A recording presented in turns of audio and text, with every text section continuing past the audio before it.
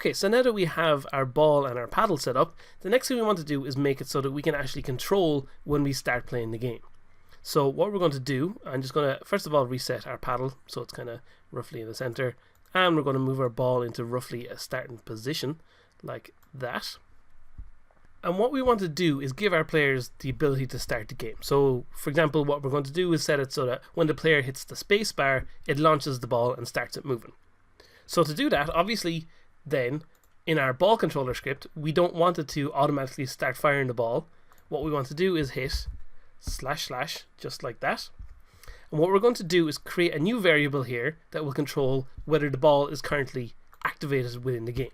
So we're going to create a new public bool called ball active, and what we'll do is set this to activate, and that'll be what we use to start the ball moving in the game.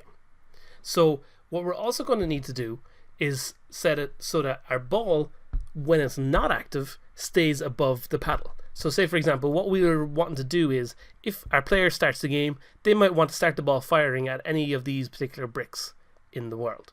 So what we can do is then create a new position that is slightly above the paddle, and that's where the ball will move to whenever the game is not currently active and that we're waiting for the player to fire off the ball. So what we'll do is we have our ball active bool, and we can check and say if our ball active is not true, and the way we check if something is not true is we put an exclamation mark in front of it. So we're saying if ball active is false, which is our bool value up here, and when you create a bool value, by default it's set to be false, so in our inspector it'll start off as false. So if our ball active is false, then our velocity of a rigid body shouldn't be doing anything. So we'll say our rigid body dot velocity is equal to vector 2 dot 0. So that makes sure that our ball won't go flying off and bouncing around all over the place when our player hasn't started the game yet. And then we want to set the position of the object, so our transform dot position. We're going to want to set that to a particular point in space. So what we're going to need to do is create a reference to a transform position, which will be a public transform that we'll call our start point. And what we're going to say is if the game isn't currently active and our ball is just kind of sitting there doing nothing, it should be set to this point, which will be kind of just above our paddle. So we're going to say start point dot position. So our transform position is equal to start point dot position. So I'm just going to save this and we'll go back into the game, and we'll set that up now so that it's in place within our game. So we just wait for it to compile for a second,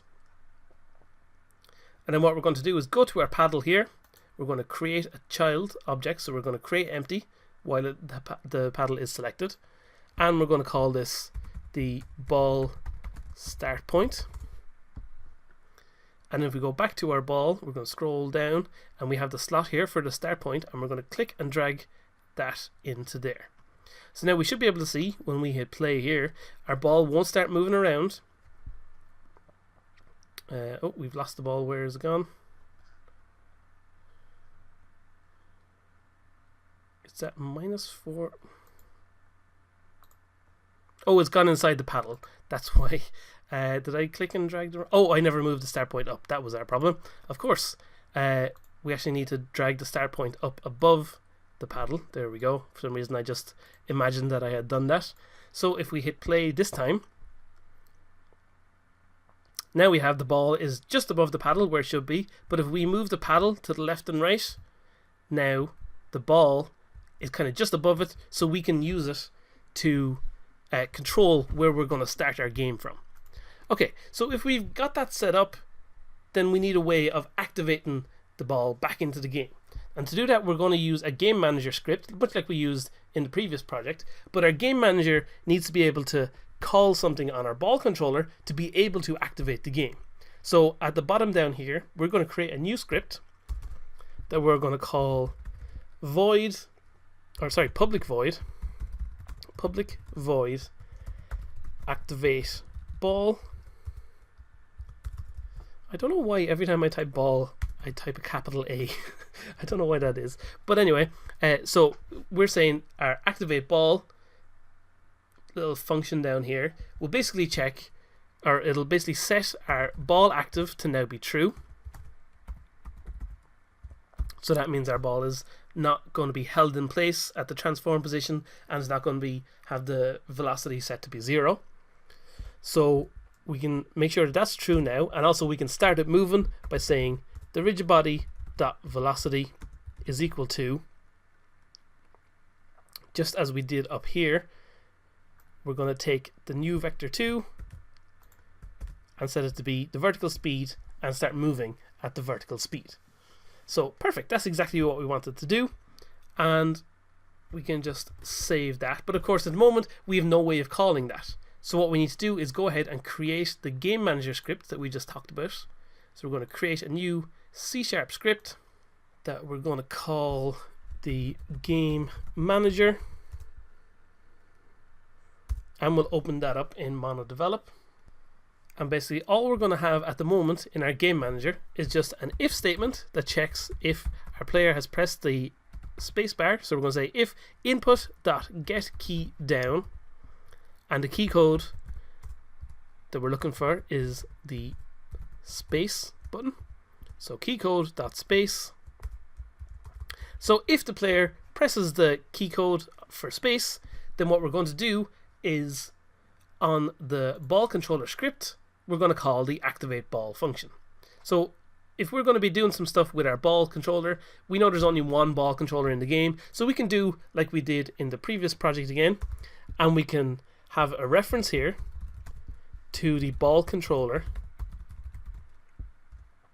that we will call the ball, and then in our start function we can say, okay, the ball is equal to find object of type ball controller. So find the ball controller within the scene and apply it to our current the ball variable here. So then when we press the space button down, what we can say is, okay, on the ball object we want to run the function activate ball.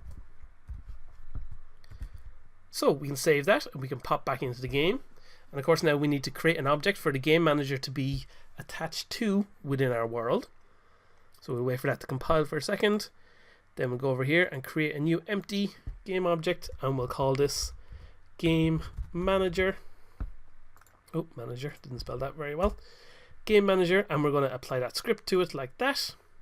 And of course it has the slot for the ball here. I should actually, as I look at that, I should set that to be a private variable, because we're not going to be worrying about setting that at all. It's going to be automatically set. So we'll just save that and go back in here, and there we go, it disappears from our game manager. And now if we hit play,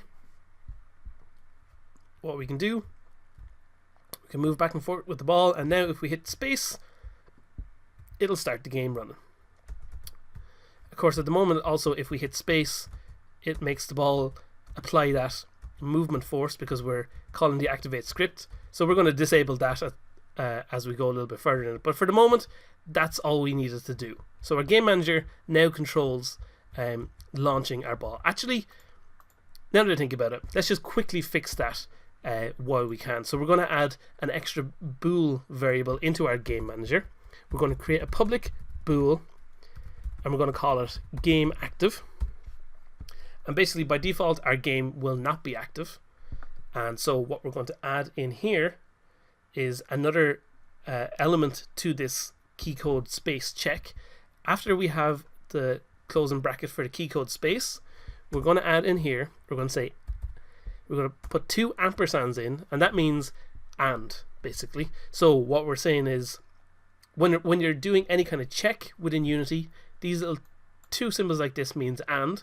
So what we're saying is if the key code space is pressed and our game active is not true. So if game active is not true and we press down the space bar, then it'll call the activate ball script and it'll set game active equals true. So that means it'll only activate this little function once, and then we won't be able to repress it over and over again until we set up a system that will, when the ball goes down into this area down here, we'll set it so that our game manager then becomes our game active becomes false, and then we're able to press the button again one more time. So we'll see here now when we press play. So at the moment our game active is set to be false, and at any point we can hit the space bar, and now our game is playing away like that. But now if I hit the space bar, absolutely nothing happens because our game active is true, so therefore we can't make any changes to it. So perfect, that's exactly what we wanted to do, and now we can move on to our next stage of developing this game. Konnichiwa.